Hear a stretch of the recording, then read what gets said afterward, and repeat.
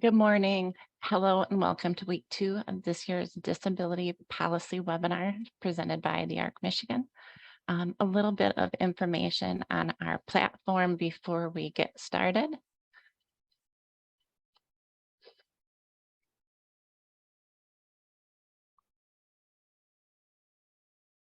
In your Zoom webinar control panel, you'll find the chat feature where you can communicate with the hosts and panelists. A link to the handouts will be shared in the chat as well. This webinar does have a raise your hand feature that the presenter might use, also located in that Zoom control panel. If you need tech support, you can message me, Emily, there in the chat. Questions and comments for the presenters can be put in the chat as well. If you've joined via the app on your phone, look for the pull down menu at the top or bottom of your screen to access these features. Automated captions are turned on for this presentation, and attendees have the option to translate the captions into a different language by clicking on the little caret next to the CC button to access those options. Now I'd like to welcome Sherry Boyd, Executive Director of the ARC Michigan. Good morning, everybody. Thank you for joining us today. This morning, I have the pleasure of introducing Belinda Hawks and Lyndia Dermody from the department. Belinda and Lyndia will be providing updates from the department on conflict-free access and planning and the home and community-based services rule implementation for behavioral health services in Michigan. Belinda is the Director of Home and Community-Based Services within BP HASA at the department. She has given 30 years to working in the Michigan behavioral health system as a provider of services in a community mental health organization, and for the last 9 years at the state. Lyndia is the manager of the federal compliance section in the adult home and community-based services division at the department. She has been working in Michigan behavioral health systems for over 25 years and has been in her current role for 3 years. Thank you, guys. And with that, I will turn it over and we look forward to your presentation. Thanks, Sherry. Appreciate it. And welcome. Thanks for all of you, your interest in our topics today.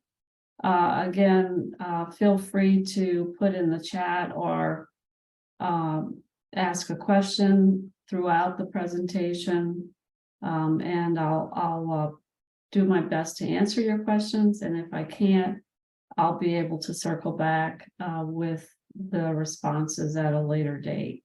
So today's topic that I'd like to cover with you is just to provide an update to conflict-free access and planning, which is what folks might know as conflict-free case management, as it's described at the federal level. And it is an update because we did provide some information last year on this topic, and we just want to make sure to keep you updated on where we are in our progress related to the work group effort. Next slide, please. So this is just the department mission. We can move to the next slide. The first thing that I want to make sure folks are tracking on is why are we involved in this work at this point? And we point to the rule requirement, which is the Home and Community-Based Services Final Rule, 42 CFR 441-730 and 301. Which says entities that evaluate eligibility or provide case management cannot have a financial interest in any entity paid to provide care to the individual. So what we're saying here is that the provider organization A, which might be around eligibility and needs assessment and planning activities, cannot be provider organization B, the direct service delivery provider, in that there needs to be a financial firewall between organization A and organization B. So we're going to talk about how we've moved to interpret these rules going forward in our work group effort. Next slide, please. So this is what I was just, yep. So this is an example of what I was just talking about related to what the separation or financial firewall needs to look like between those activities of eligibility and needs assessment or access and service delivery. Next slide. The timeline I thought was important because it's an opportunity for you to understand where the department is in our work related to implementing and being in full compliance with this rule. So you'll see that the work started way back in March of 2015, understanding that the HCBS rule referenced in that first slide took effect in 2014, March of 2014. And it said that the states must display compliance around conflict-free case management immediately. And so our state started to move in that direction through work that we did in 2015, where we facilitated a work group. We conducted studies on current practices nationally and statewide. And we looked at consultation within and among our teams within MDHHS. At that point, there was a pause of that work group's effort for many reasons. One being that, if you might recall, we were moving to change managed care authorities for the behavioral health carve-out from a 1915B authority to an 1115. And we needed to better understand what that change in authority would do or have an effect on related to this particular requirement. So in March of 22, we picked this back up and we started to talk about a work group effort where we framed what we called an ideal option. We gathered perspectives from a diverse stakeholder group. We defined and refined those options within and the MDHS team and with the stakeholders and work group members. And we talked about a set of distinct and defined options. In March of 2023, up to now, through July, we're doing testing of those options. So we came up with, based on the work group feedback, listening sessions, we came up with 4 options that we felt met the spirit and technically met the intent of the rules, and proposed that those options be tested by the work group membership. So we started that testing in March. We're going to conclude this month in our 3rd session of testing. And we're going to put that feedback together with all of the other feedback we've received through the work group membership, through our listening sessions. And what's not on this slide is the timeline. Included in the timeline is the new listening session effort underway as we speak to invite people served and their families to again provide the department with feedback related to the options that have now been reviewed.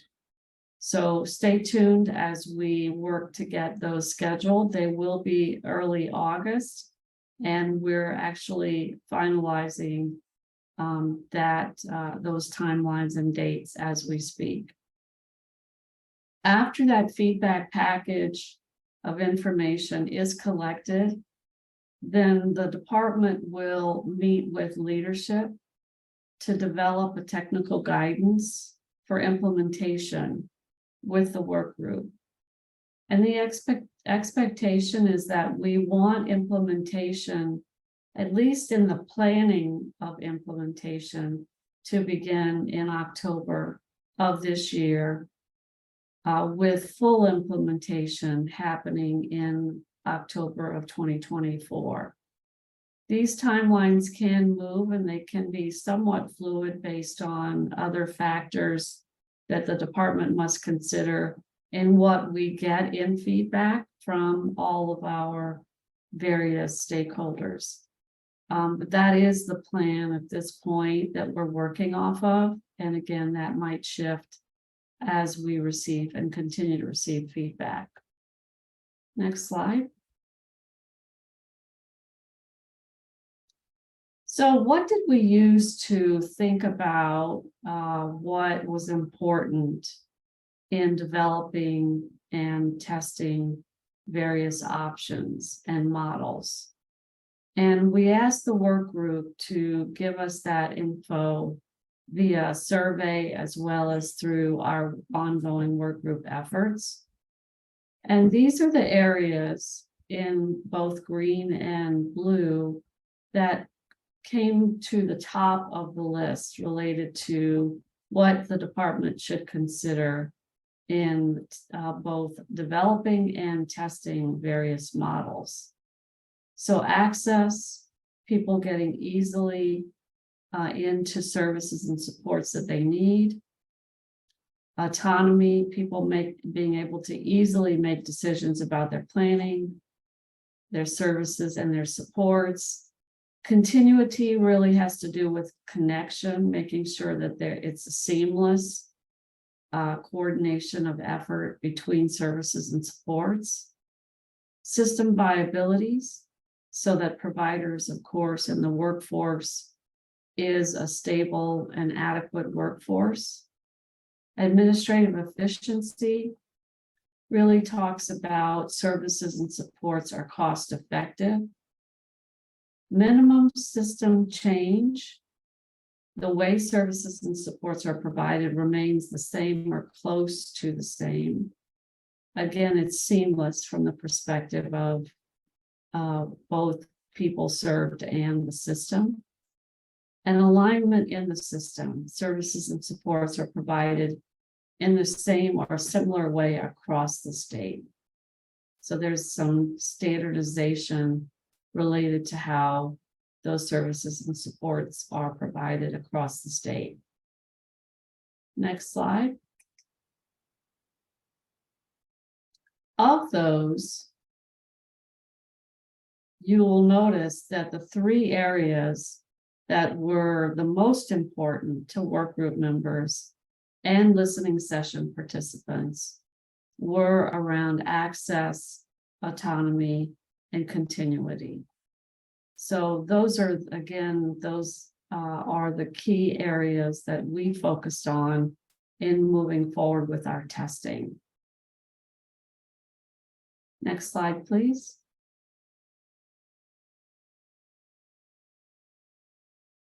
So these are examples of the 4 options that the department rolled out in March to begin testing with the work group. Options 1 and 2, again, all of them show a structural summary of how that firewall could be representative in the system. With options 1 and 2 showing the state contracting with the PIHPs and the PIHPs contracting separately with access and planning providers and direct service providers. So there's a variation in option 1 and 2 slightly on what that might look like, but overall that is the way that those options sort of line up visually. In options 3 and 4, you'll notice that the state has a more direct role in contracting around access and planning, with the PIHPs having a role in contracting with the direct service providers more directly. So again, This is not the reflection of the department's effort to, quote, choose one of these options. At this point, we are testing and receiving feedback, continuing to look at and refine as needed any of these options as we move forward in discussions with our leadership. So I think I'm going to stop here because I do see some chat notices, and I'm wondering if we want to stop and address those. Thanks, Belinda. The first question, I don't know if you want me to move back to the slide, when you're talking about the firewall and Sure. A group and B group.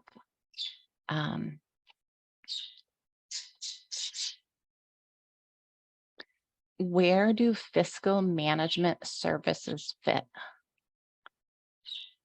So we're talking about self-determined arrangements, and we, at this level of how the models are rolling out, we're not looking at the unique service features directly, but that would most likely be under direct service delivery.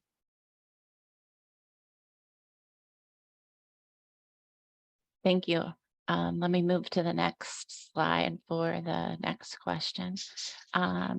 This is a question about the third column there, the current work groups, or I guess the fourth column, the current work groups that are going on, that are being offered to discuss these changes. Question, why are they limited to 20 people per group and then only so many per county? There isn't necessarily a limit. It's just the breakout of how we looked at making sure that we had diverse representation in each testing group.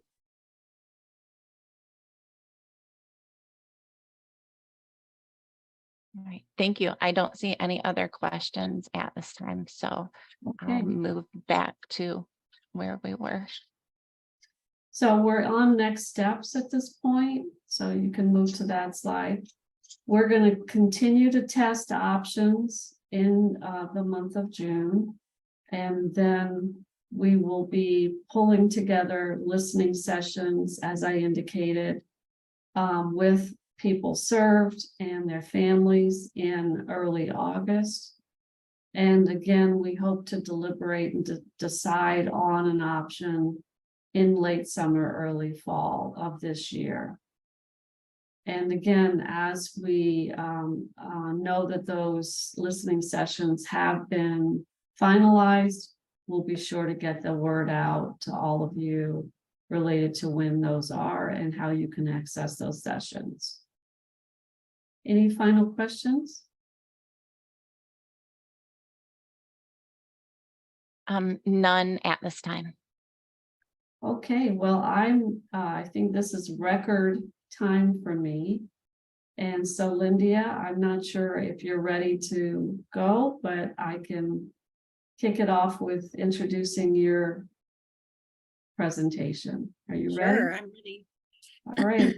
So welcome Lyndia, who is again the federal compliance section manager under my division of adult home and community-based services. And Lyndia is here to talk about the home and community-based services rule, which is the rule, one of the rules that is driving the conflict-free access and planning work. Lyndia. Well, thank you, Belinda. So I believe Belinda provided an update for you all last year in terms of where we were with the with the home and community-based services rule. And so probably I've included some historical perspective just to give an update to everybody, but we will focus on where we are now. So if we can move to the next slide, please. I think it's always important when we're going over the HCBS final rule to really go back to the heart of the rule and the reason that we have this rule. And so really, again, it's so that individuals have free access to their homes, communities, and basically are empowered with the same degree in decision-making as anybody who's not receiving HCBS services or is an HCBS participant. I see the acronym is not correct there, but I think you all know what I mean. So I think it's always good to have to know what the rule essentially means, because I think sometimes that gets forgotten as we move through this process and move into implementation and compliance. So again, any standard or any deviation from the standard, it requires that person-centered planning occur if specific conditions I'm sorry, planning sessions occur that specific conditions are met. So to make sure that the individual is receiving home and community-based services. Next slide, please. And I'll say, I apologize. The next, as I'm looking through this, I wish I would have made the font a little bit bigger, but I don't know that I'll really go through each of these. But again, I think it's important to provide a historical perspective, because it has been 9 years since this rule was first introduced in 2014. And, kind of having a background of where we started and where we are today is helpful, especially for anybody who is new to receiving services, a new provider, a new a person who is providing a direct service. I think it's good to have this background. So I always like to try and include this with every presentation, just so that people have that background information. I know that I believe Belinda presented on this last year, so I'm not going to spend a whole lot of time on this the background and where we've started, but it's just for information for you all. But it does give, information about heightened scrutiny, how we developed the survey process, what that determined, how these were reviewed. And if we move to the next slide, we talk a little bit about our contract with MSU. Gosh, and I apologize, this is very tiny. And how we had our public comment process, how we had what we called the Heightened Scrutiny Review Committee that was highly involved in this process, helped us look at the documents that were provided for those individuals and settings that were determined to be in heightened scrutiny. More recently, I think kind of where I'd like to focus is what's happened in the last, 6 months since January. Once we completed our review of those settings that were in heightened scrutiny, and we certainly appreciate the help from the Heightened Scrutiny Review Committee. MSU has been an excellent partner with our work. There was a lot of work and effort put in by the PIHPs and the CMHSPs. We were able to look at all of the documents that were provided to us, and we felt very confident in our very thorough review to send all of those settings that were on heightened scrutiny to CMS for their review. So we completed that process. There was some back and forth with CMU or CMS, but we were able to submit that information to CMS in January. They are currently still reviewing this. We have had some recent communication about questions that we are completing for CMS. At that time, CMS also suggested that many of the states or encouraged states to complete what they called a corrective action plan.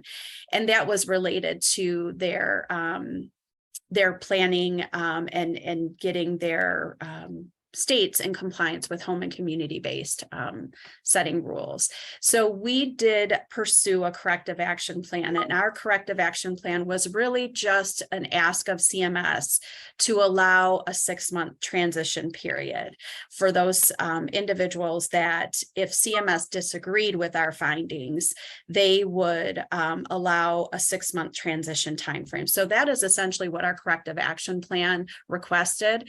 We have not heard back from CMS whether it has been approved or not.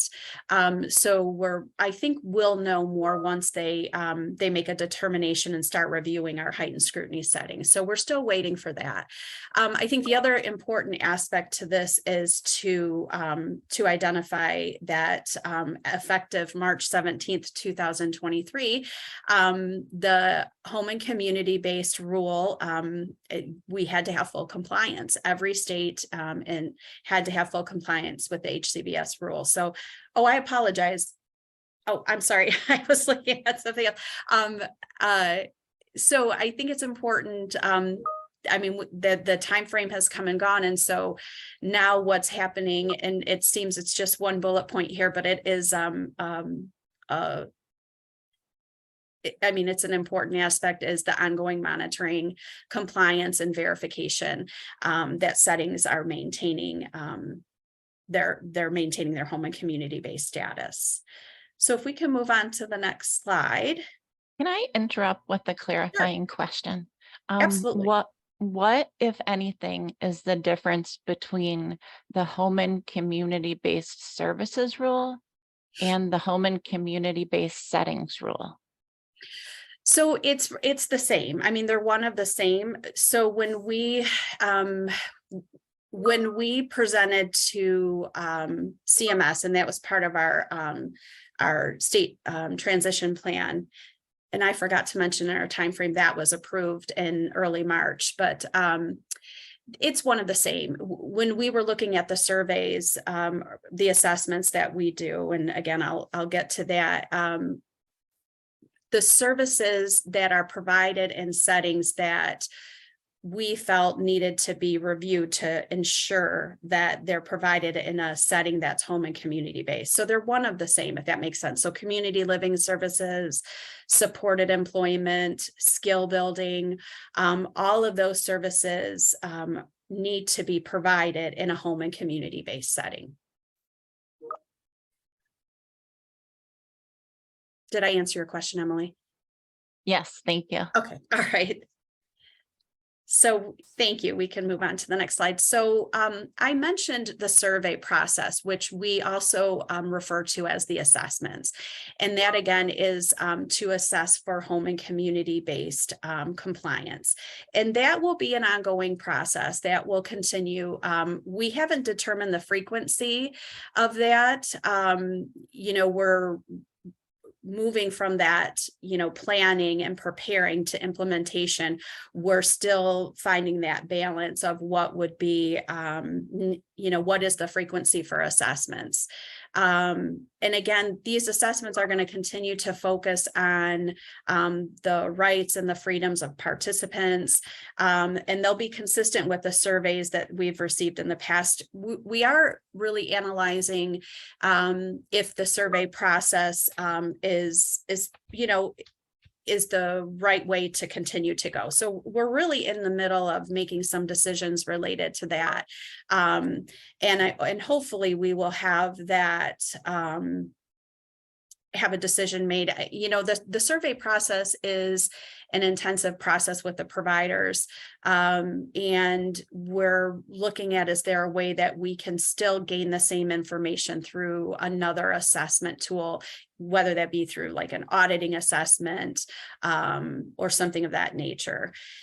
And again, part of the monitoring is going to include review of provider policies, handbooks. What we want to make sure in terms of a setting maintaining its home and community-based status is that they're not making any changes. So, if a provider gets the thumbs up that, yes, my setting is home and community-based, we're not finding like in 2 or 3 months that, you know, well, we've implemented some policies about, you know, that it's okay that we have the doors locked, or we, you know, have the fences locked with a gate, or just policies that are restrictive in nature. So that's part of that ongoing compliance and review that will occur.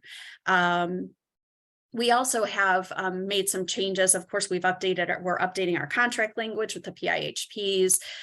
We're looking at avenue that individuals, family members are able to, if they find a setting, so if they go and visit their loved one and, you know, something is implemented that's restrictive and not home and community based, they are able to contact their customer service department at their CMHSP to alert them of those concerns.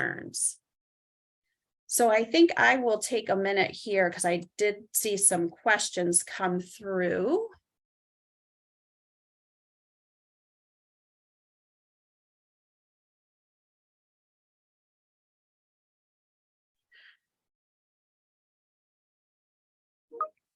Okay, so I did answer the question, Laura's question about the difference between home and community-based services and the rule.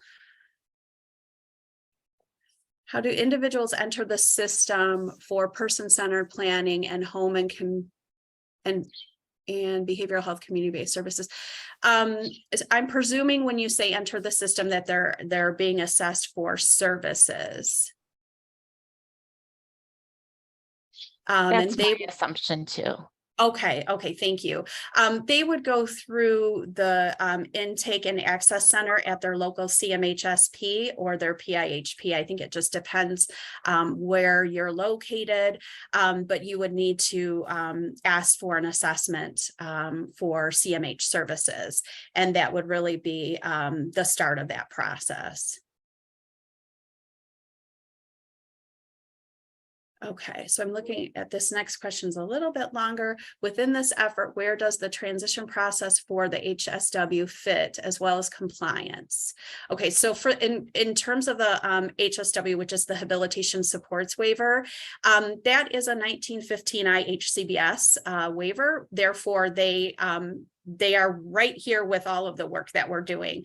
In terms of a transition process, the individuals, and I'm just going to presume transition of like transitioning from perhaps a setting that's determined not to be home and community based, that would be the same as anybody receiving 1915 ISPA HCBS services. If they had to transition because the setting wasn't home and community based,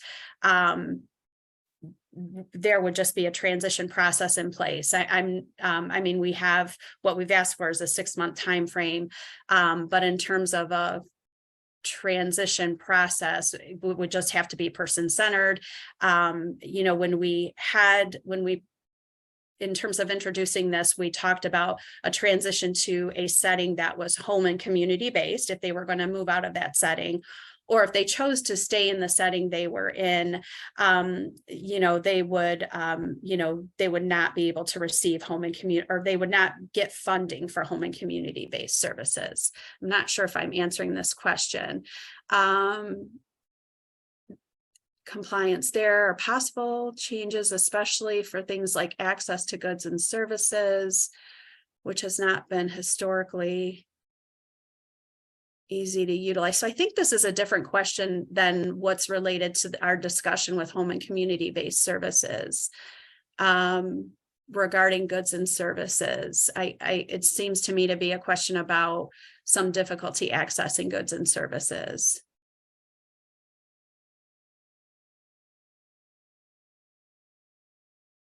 Okay, I meant the transition that CMS required for the waivers.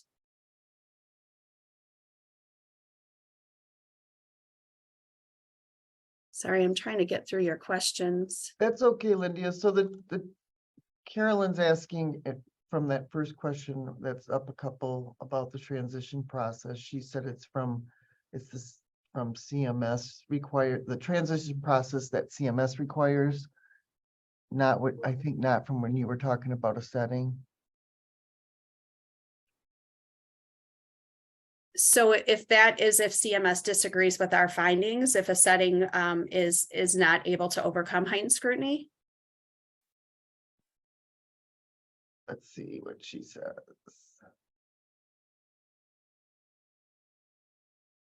Yeah, I'm wondering if these more lengthy questions might be Yeah. better to address offline. If we Agreed. move to the next slide, I do provide some resources, which is actually it provides our webpage, the Home and Community-Based Services webpage. I will be completely transparent here. We are in the process of revamping that webpage because we recognize there is a lot of information on this page. So we are in the midst of having that page become more user-friendly. And we're hoping that that occurs within the next couple of months. So we know it's not there. You're going to get overwhelmed when you see that. But it's a work in progress, and we're hoping with this work that it'll be much easier to use and navigate through to get the information you need. We also have an email that I think is important to share, especially with some of these more detailed questions. It's the HCBS transition@michigan.gov. I encourage any of you, especially these questions that are a little bit more specific, if it's not related to the work that the HCBS team does, they can forward that information to other staff on the federal compliance team and hopefully get that information you need. All right. If there are additional questions, folks can type them in the chat. Belinda is still on with us from the first presentation. We did have another question come in, and I'm not sure who wants to answer this. But it's about the ongoing caregiver staffing crisis. There are waiting lists, it seems, for everything. And these are the people to provide the services that are critical for that HCBS to be implemented. There are wait lists for housing, skilled training, and other services. What is being done, or what could the department do to help resolve this caregiver shortage? It seems that without adequate caregiver staffing, it will be impossible to achieve those intentions of HCBS. Yeah, I can take that one, and I appreciate the question and the comments related to the workforce shortage. There is a workforce task force action team that has been put together at the highest level of MDHHS, and BP HASA and our bureau is involved. And I, given our recent bureau director vacancy, I've been invited to begin participating in that task force. So again, I'd be happy to share whatever information I gather from that work so far. But what I do know, based on updates I've received, is that there is an ongoing effort to both look at the workforce and being able to recruit and retain a workforce at all levels of behavioral health services and supports. There's also an effort underway for the department to reconsider flexibilities that would have been allowable under the public health emergency. But now that the public health emergency has ended, what can the department continue to be allowing and offer some flexibilities around? And that might have to do with training or credentialing requirements, how often and in what ways those training opportunities need to be provided, supervision, and what the credentials and requirements are around the supervisor. Telehealth, of course, there's a new telehealth policy where we've been able to extend flexibilities that were allowable during the public health emergency beyond that emergency now. where we have created a telehealth, behavioral health code chart of all services that are allowable under telehealth. And so those are just to name a few that are areas that we are looking at and will continue to in this workforce.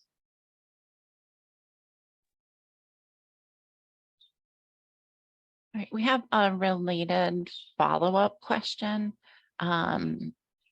about CLS workers being, can a CLS worker be a relative who is not a guardian? With the ongoing caregiver crisis, if family members are allowed to be paid caregivers, that can relieve some of the staffing needs. Is there any written policy on this that this family member could refer to? Right, yes, so it is allowable as long as there isn't a direct legal interest in our decision-making authority with that particular family member. So as long as, I think the example given was as long as they're not a guardian, etc. So in our Medicaid provider manual policy, which we can provide a link to, Lyndia, you might be able to get to it faster than I can, where we talk about those CLS worker requirements in our HAB support waiver as an example of what is allowable.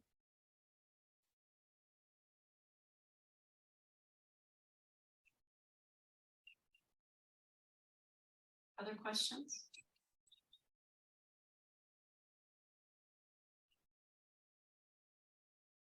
None that I'm seeing at this time. Thank you, Lyndia. I appreciate that. I figured you might have that link at the ready. It's one of my favorites. Thanks, everyone, again for your time today with us. And we appreciate the invitation, as always, to be a part of these discussions and these webinars. And you, again, you're welcome to reach out to the department as you have questions and continued comments related to our presentation today. Thank you for your time. There were some follow-up comments and contact information sent to me. And so I'll make sure that ARC Michigan gets that over to the presenters for follow-up. Thank you, Emily. So it is 9:42. Our next presentation starts at 10:30. So you are welcome to walk away from the computer or do whatever else you'd like to do, or you can log off and using the same link, log back on at 10:30. But we'll be on a break till 10:30. As you can see on the screen, a recording of today's presentation and the handouts for today's workshops are available at that link that has been shared in the chat.